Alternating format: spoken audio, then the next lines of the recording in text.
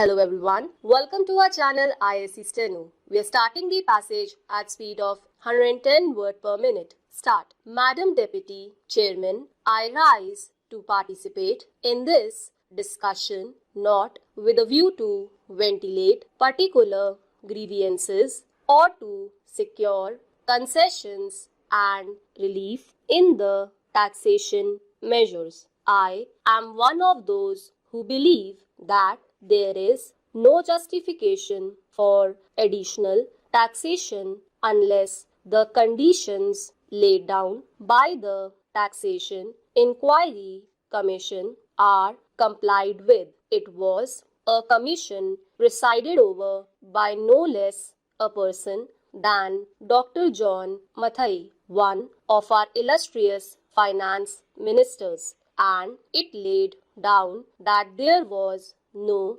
justification for any additional taxation unless we complied with 2 or 3 conditions. One condition was that whatever tax was realized was being properly spent, that there was no wastage or superfluous expenditure being incurred. The Commission had pointed out that out of every rupee that was being raised by the government, 60 paise were being spent on administration and about 20 paise were being spent on social services including education, etc., and the balance for other things. Another was that whatever tax was being imposed should be realized before we brought out measures for fresh taxation. They also had suggested that there was sufficient room for economy in all the ministries and departments, and effective steps should be taken forthwith to enforce the maximum possible economy in government expenditure. Now we have before us this audit report for 2011 to 12, which was presented to the Lok Sabha on the 6th June and which came to my hands last night, and I have not been able to study it. I find that during the last 5 years we have imposed additional taxation, and at the same time our revenue expenditure has gone up by about rupees 42 crores. So on the one hand, we say that we are raising this money, these taxes, for the implementation of the plan, and for that reason every chief minister and ministers go about saying that we want money for the implementation of the plan. But what are the facts? We find that the money that has been raised is being used for administrative purposes. So it is not correct to say that. On the other hand, it is not proper, because you must know that no plan, however well balanced and well thought out it may be, can be implemented in a democratic setup unless you can enthuse the people. We have been depending either on foreign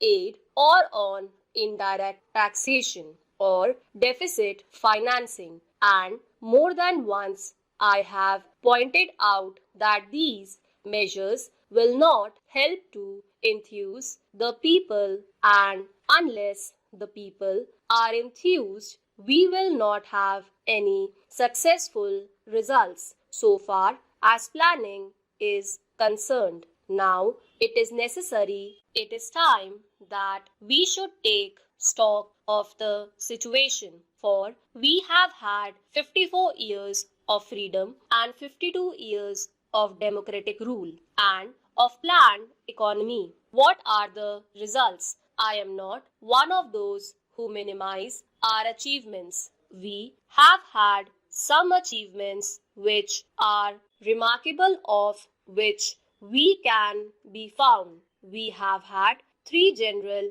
elections, and we can be proud of all this. But it is equally true that the expectations of the people remain mostly unfulfilled. They remain unrealized. What are the expectations of the people? They wanted an adequate supply of drinking water. They wanted a little more wholesome food in their stomachs, a little more cloth on their bodies, a stronger roof over their heads, freedom from the clutches of the corrupt officials and the grabbing intermediaries, and speedier justice. But what have we done? Have we been able to satisfy those expectations? I can say no. Even in the 11th 5-year plan, we find that all the villages have not been provided with adequate supply of drinking water. And as for food, only the other day, the finance minister himself admitted in the other house that there was adulteration of foodstuffs all round. Not only that, a former health minister admitted in this house that it was difficult to get any article of food unadulterated. Then what is the use of talking about pure food articles and of other health facilities when the people are getting articles which are as good as poison? They are injurious to health. The other day, the finance minister is reported to have said that the taxation proposals did not affect the common man because he needed only coarse cloth and ordinary food. During the last 5 years, we have raised rupees 424 crores more, including the taxation measures this year. The increase in revenue will be about 75%.